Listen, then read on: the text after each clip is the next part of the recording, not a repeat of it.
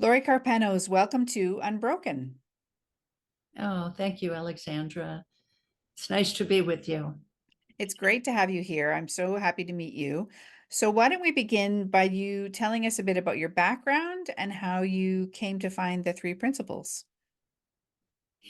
Well, they actually found me. It was quite by happenstance. I'd never heard of Sydney Banks. I never heard of the three principles. I was an art teacher.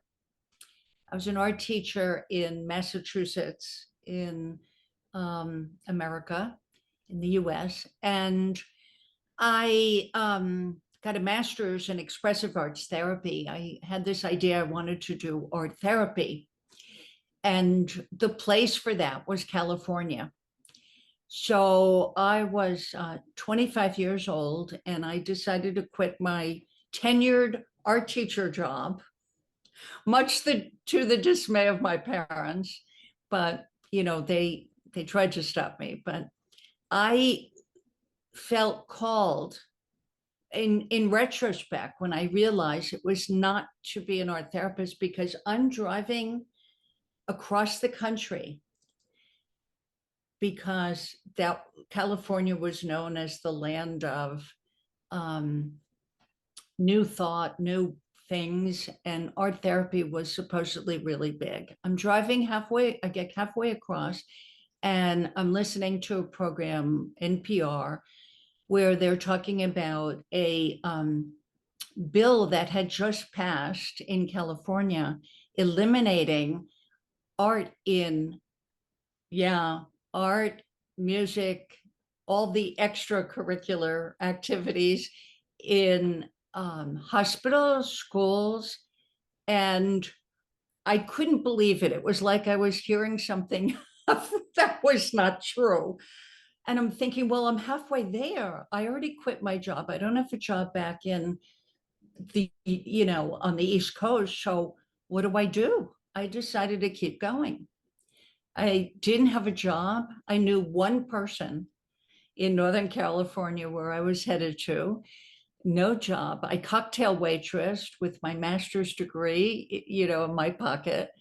And one thing led to another. I Well, it's a long story not to get into, but the crux of the matter was I got into a relationship with a boyfriend who had gotten the degree from California, transpersonal psychology, and he was heading to Florida, to the Advanced Human Studies Institute, which you probably heard was the first training place in in the world, actually, at that time. So I thought, well, I'll go with him. Of course I'll go with him. I'll be closer to my family then. I mean, I went out to California, and this is now 3 years later. And still, I did get a few part-time jobs as an art therapist in the VA hospital, and also in Children's Hospital at Stanford University. And both of those were really interesting situations. Um, so I landed at the Advanced Human Studies Institute, and I'm going to a talk by this unknown person to me, Sydney Banks.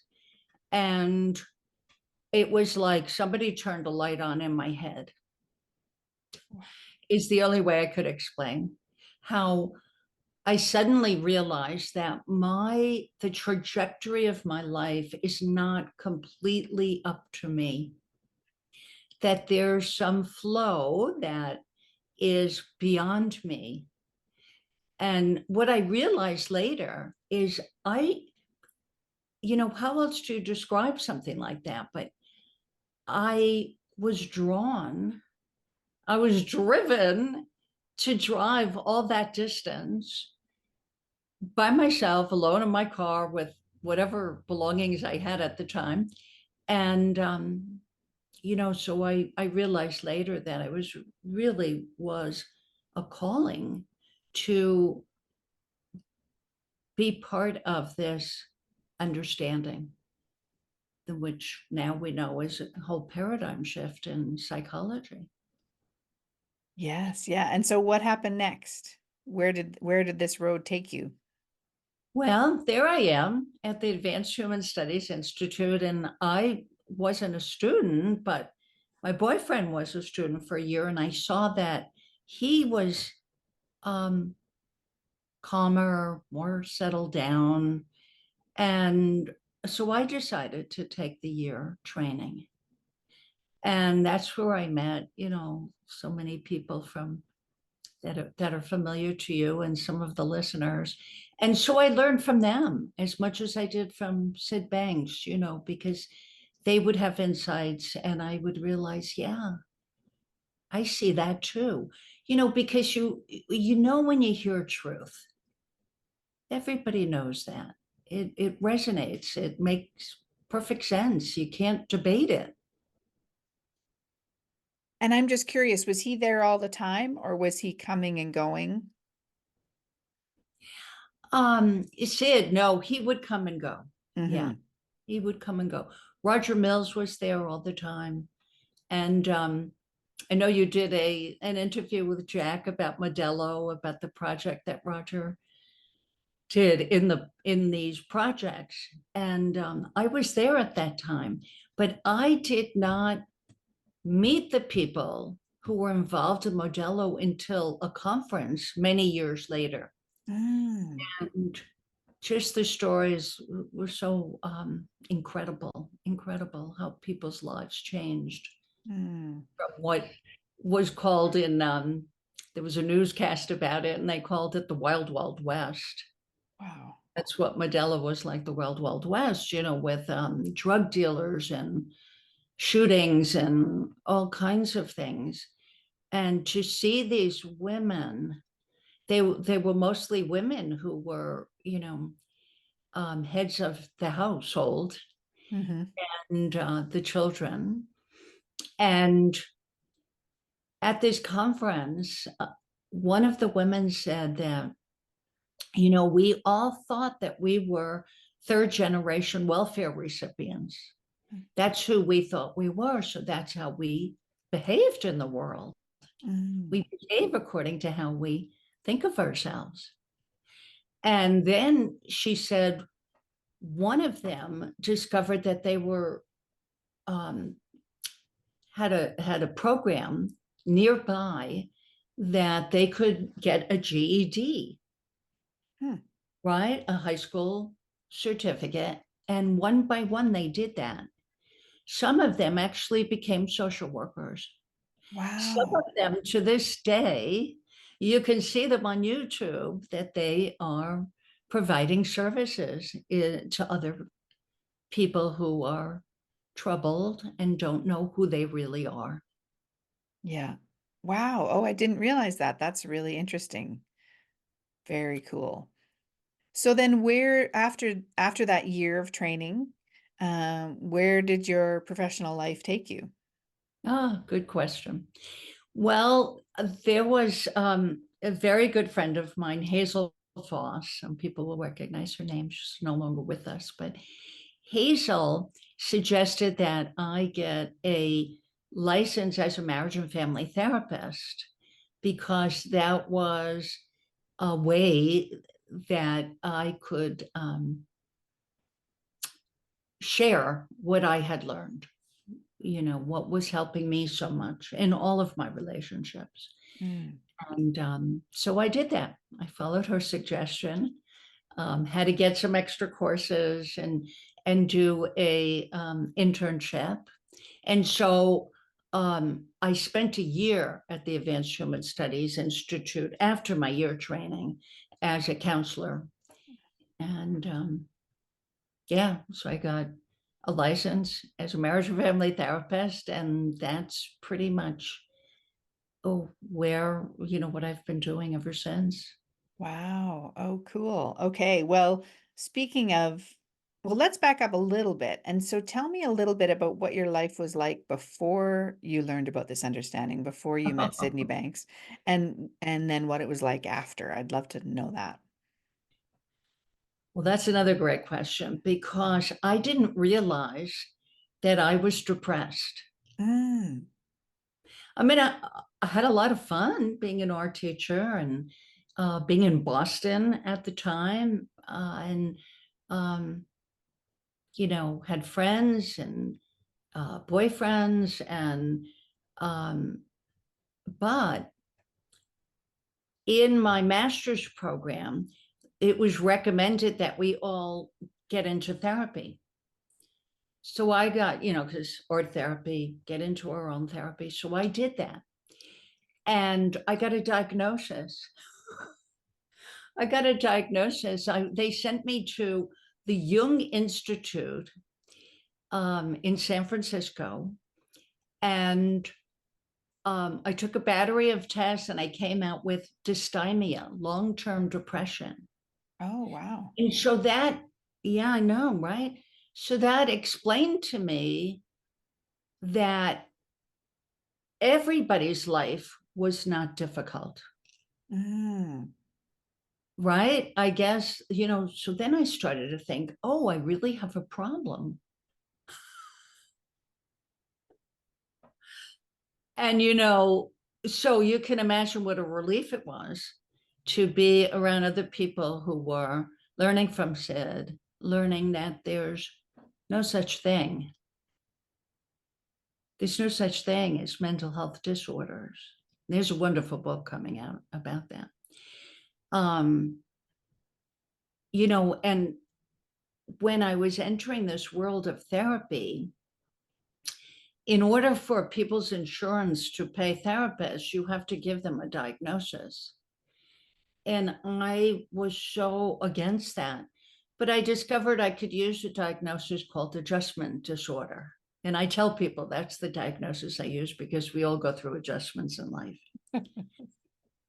But I'll never forget what Sid said. Sid Banks said that in the future, there will be one diagnosis, Mm. and it will be the misuse of the ability to think. Mhm. And that made perfect sense to me because I did not go from having a label as depressed to going to having a pretty carefree life. And it was, well, I can't say some of it was overnight, but over the years, it just keeps getting better because I see when I get tangled up in my personal thinking and I let it go. It's like, why would you hold on to a hot rock? You'd drop it, you'd let it go because you don't want it to burn your hand. Well, it's the same thing with um, thinking that there's something wrong with you and thinking about all the things you don't like and all the judgments and expectations we take on about how life is supposed to be. And to find out that it's all coming from me. The outside world is not telling me that I'm not good enough or there's something wrong with, well, aside from people diagnosing me, nobody else is telling me there's something wrong with me. Um, so it was me telling myself a lot of hogwash and Mm. believing it. I mean, I sometimes get these thoughts, well, you could do better, but then I don't have to believe it. I don't have to act as though that's who I am. It's not who I am. And that's really what I came to see Mm. is that everybody has an essence, a spiritual essence that's so far beyond what we concoct with our brain, with our ability to think. We have this amazing ability to think. I mean, I couldn't be here with you if I couldn't think my way here. But boy, do we use it against ourselves unnecessarily. And to wake up to that, and there's not a person in this world, no matter what their circumstances have been, because I've worked with people with the most unbelievable traumatic events in their past, and they see through it, that that's over. And in fact, they wake up to the fact that they had what it took to go beyond it, to get past it, to leave it behind them. So, Very cool. Yeah, I love that. And so you mentioned going into marriage and family therapy, and I saw this mention on your website that one of the things you want couples to learn is that they don't need to work on their relationship. And so tell us about that and why that is, which it sounds so contrary to the sort of standard way that people go when they are having trouble in their relationship. oh, yes, it's the standard way, right? Yeah. Couples come in and, they'll write to me or they'll contact me. We have to work on our relationship. And, when I get to talk to them, I can explain to them that the idea of working on anything is typically not very pleasant, that you have to do something that you don't really want to do. So when anybody learns that, it just takes getting back into a quiet mind, a quiet state of mind that's not judging their partner, that's not blaming the other person, because the judgment and blame is coming from us, from the thinker. It Hmm. doesn't come from out there, it doesn't come from another person, it doesn't even come from an event. I mean, bad things happen, but it's how we think about it and how long we choose to think about something that we can't fix. And does this idea really surprise couples at first? Some, yeah, but some it just makes, it lands on them like it makes perfect sense. Mm. Yeah, we've been thinking that we're really in trouble and we have to do something that's going to be awful and time consuming and expensive. And so they build up this um, aversion to even talking to me, and an aversion to talking to each other, if you Mm. can believe that. Hmm. I mean, that's just really something that people will be so afraid to talk to their partner. And there is not anything that a person has to be afraid to share when they're in a loving, peaceful state of mind. Hmm. Well, and I imagine if you're seeing that the relationship is a problem, and then going in and talking about it, of course, that would feel yucky, it wouldn't feel like a good thing to do. But I imagine when people see the difference of going into something like that with a calm, quiet state of mind, it must be quite uh, revelatory. Right. Isn't that true? When you think about it, that, like you say, a problem, if people think that they have a problem, it's just going to get them all worked up and get them thinking about whatever they think the problem is. Hmm.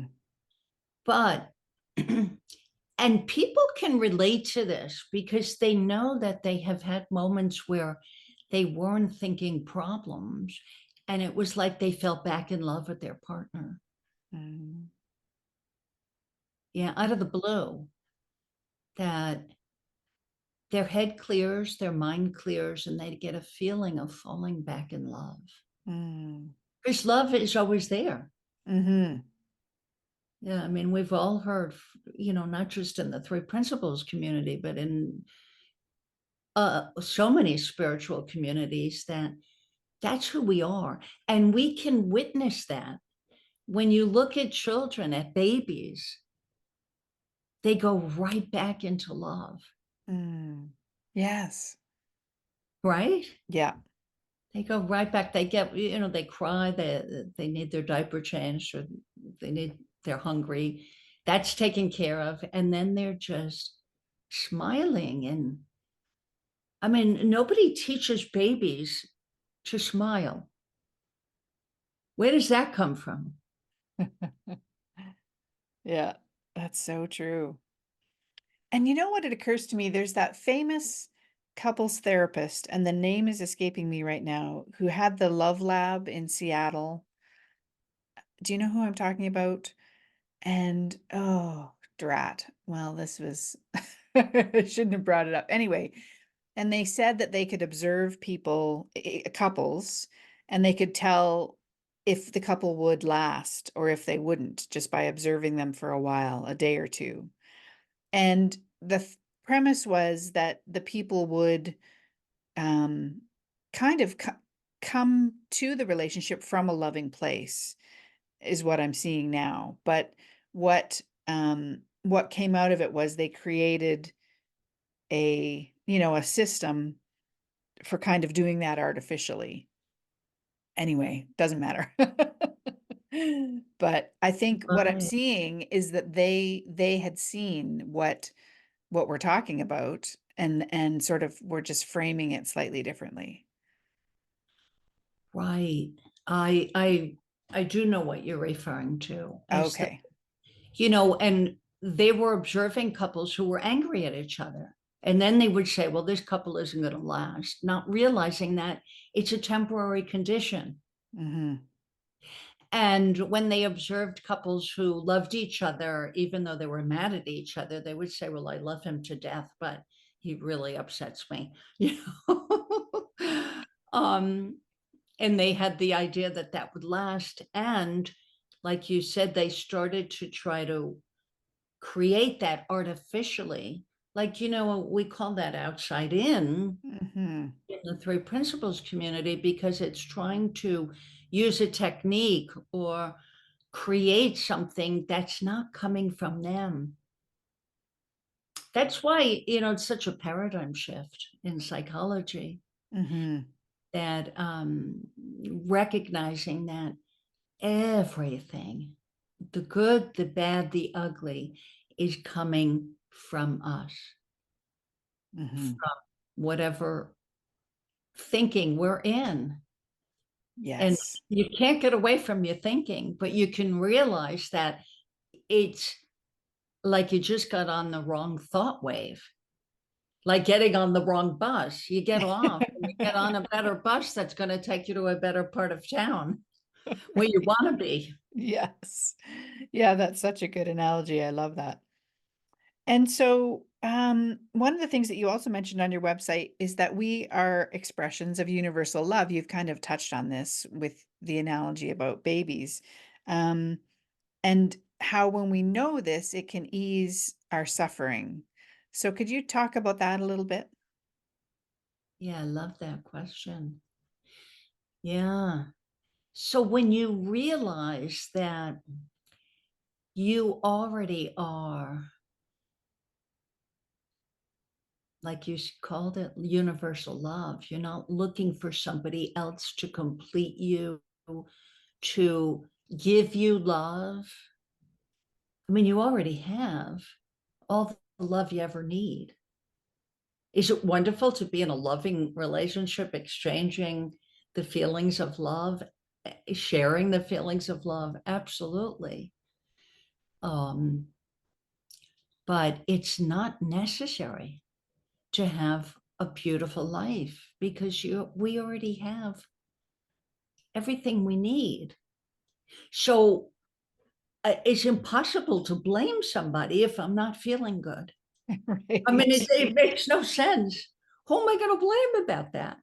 Now, I could, look at the person and who's saying nasty things to me, and I could say, well, of course I feel bad because, he or she is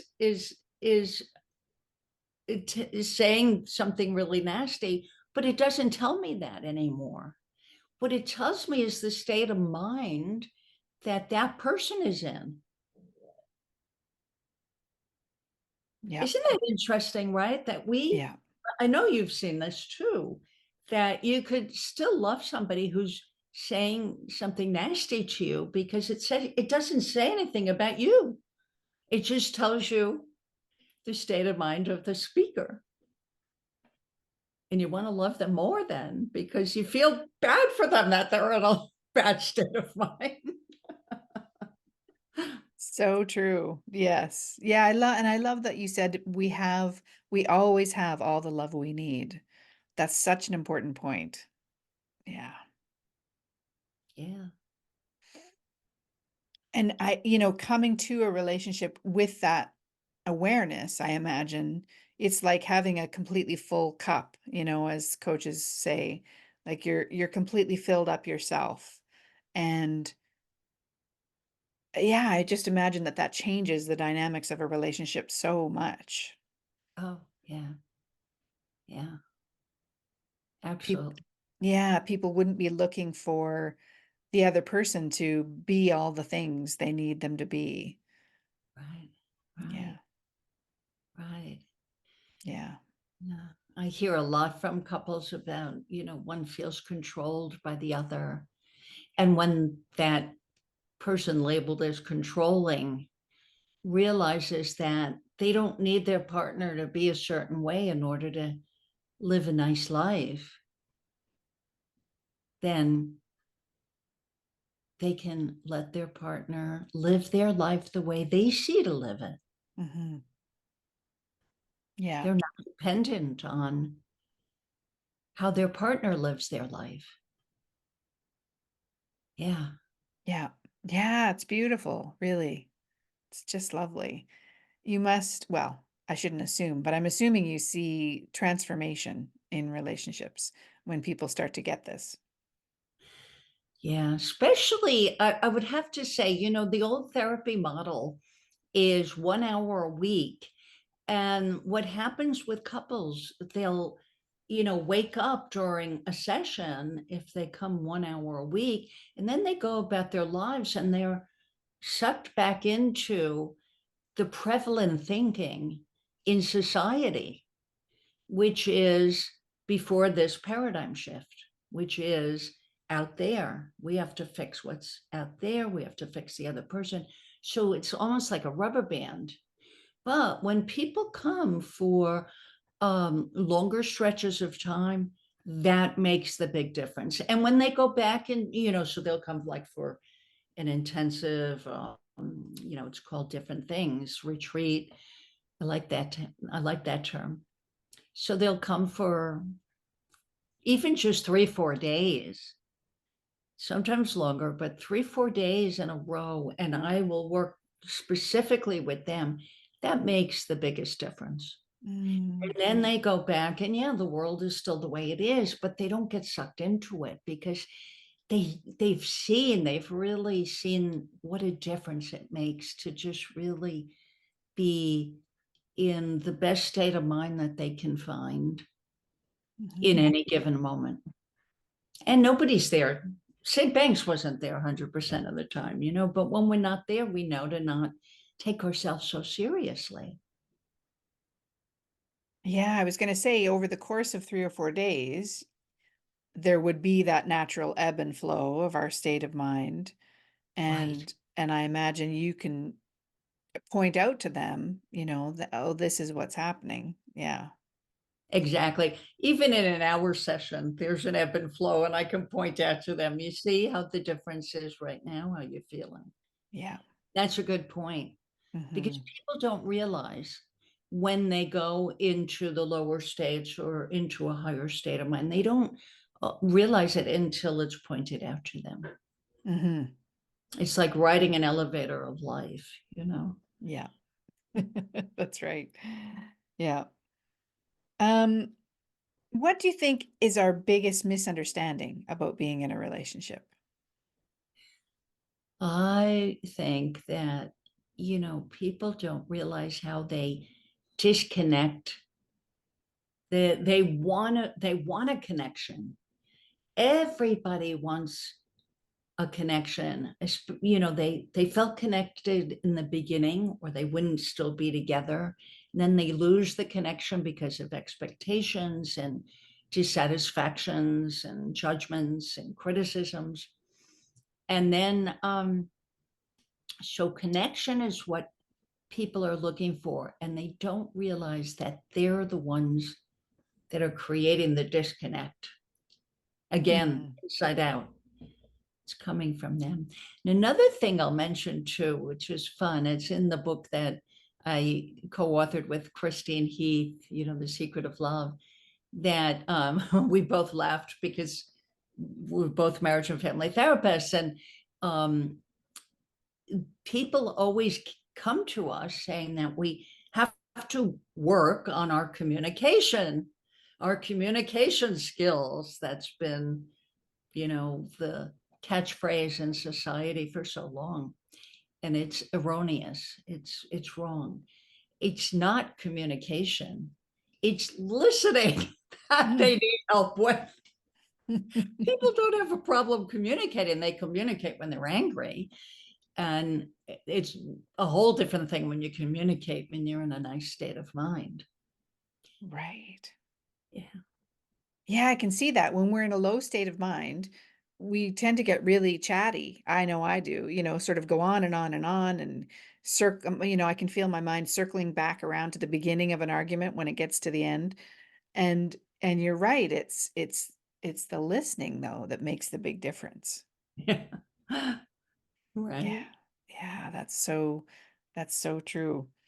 One other question I want to ask you about relationships. Do you think it's possible to create positive change if only one person in the couple is interested in this understanding? Another great question. Absolutely. Oh, good. Yeah. Absolutely. And the perfect example of that is the very first chapter in The Secret of Love. And it's on Chip and Jan, the couple, Hmm. and from Salt Spring.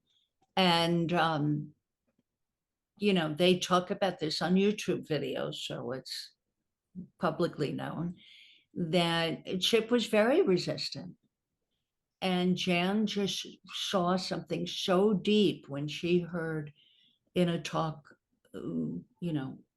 talks, plural, by Sid Banks, it just kept getting reinforced more and more for her that her state of mind was everything. Even when he was out of sorts, she, that she might get into an argument for a moment and quickly say, oh, that's it. I'm not doing this with you. So let's talk later when we're both feeling better. And she'd go off, she'd do her thing and come back. And over a period of time, and it wasn't right away, Chip himself said that he was very stubborn. He would say, I don't want to know about this thought business. I don't want to hear about it. But something clicked somewhere along the line. Oh, Yeah, that's so great. And because I guess too, because it's inside out, it has to do with ourselves and our thinking that even if the other person never came on board, it would still make a huge difference to the one person who was, yeah, exploring this. absolutely. Yeah. Absolutely. And that's also part of expectation, not expecting the other person to have a high state of mind, to be in a nice, loving, calm, peaceful state. You be where you want to be without needing the other person to be anywhere other than where they are in the moment. And I imagine that has an effect too on the other partner. Someone I interviewed recently on the podcast referred to it as a tuning fork. So if my vibration has changed and it's peaceful and calm, that probably has an effect on the other person in the relationship. Yeah. Mm, yeah. I, yeah. Yeah. Right. And then every so often you'll hear, well, I want some of that. Yes. Show me or show me what you're learning. I mean, that's what happened to me when I saw my boyfriend state of mind Mm. shifting. And that's when I got involved. And I said, okay, I'm going to do a year also. And, it doesn't take a year anymore. Back then, we had no resources, there was no videos. I mean, today there's just so much. People don't have to move. I had to move from West Coast to East Coast. And, the group of us would travel to hear Sid wherever he was speaking. And, now you could just sit in your living room and turn on YouTube. Yeah, it's a whole different world. Yeah, I'm so grateful for technology, the way that it's how, can share everywhere, all over the world. It's Yeah, lovely. Yeah, yeah. wonderful. So, you potentially have a new podcast coming up for single people. Tell us about that. Somebody else came up with the name and I love it. It's called Taking the BS Out of Being Single. That's great. Yeah. And that was an outgrowth from a course that I do um, called Finding Deep Connections. And that's for single people as well. Mm, Single people have a lot of thinking about um, why they need to be single, why they don't want to be single, why they shouldn't be single. There's a lot of thinking going on in that world. yeah. So, the relationship, so as a marriage and family therapist, um, and just a person living in life, to see that it's always a relationship with our own thinking, whether we're single, partnered, married for 40 years, it's always the relationship we have with our own thinking, Mm. whether the person is next to us or 100 miles away. Yeah, yeah, it's so simple. So maybe it'll just be one episode of the podcast and that'll be it. It's your relationship with your thinking. There you go. Right, right. Yeah, yeah. Well, I love that. Oh, no, we're living with ourselves every moment. All the time. Yep. Yes, exactly. Yeah. So as we begin to wrap up here, is there anything that we haven't touched on that you would like to share? I don't think so. You really covered so much. Maybe just if I could tie it together, everything we talked about is the relationship with our own thinking, the state of which is the state of mind we live in. Mhm. And it's understanding how that works, how we work as thinking beings, given an amazing gift to think and the free will to think up, down, or sideways. We have the free will, and I've had clients who say, sometimes I just want to be bummed out. And I hang out there for a while and I say, great, as long as you know that you're choosing that, have at it. You know, Yeah. there's no judgment, no judgment. But the trick is knowing that somebody is not bummed out because of what somebody said to them or a situation or an event. Because Right. we have seen people rise above situations that are beyond imagination. Mhm. Yes. Lovely. Oh, thank you for pulling that all together. That's great. So, where can we find out more about you and your work? Well, my website is under construction right now. It's going through a lift since it's been around for a long time. And I kept adding things to it, and now it's all over the place. So we're pulling it all together. But it is the number 3 principlestherapy.com. Perfect. Okay. And I will put links in the show notes. And so people will be able to find it there. And your book is called The Secret of Love. Unlock the mystery, unleash the magic. There's another book on Amazon called The Secret of Love, and it's a Mm. romance novel. So Oh, okay. so we have a subtitle, and I love the subtitle. Um, yeah, yeah, unlock the mystery, unleash the magic, because it's true. Mm. All of that is really so true. Yeah. Oh, that's so nice. Well, thank you so much, Lori. It's been so great chatting with you today. Oh, I really enjoyed it too. Thank you for inviting me. Yeah. My pleasure. All right. Take care. Bye bye. Bye bye. Thank you.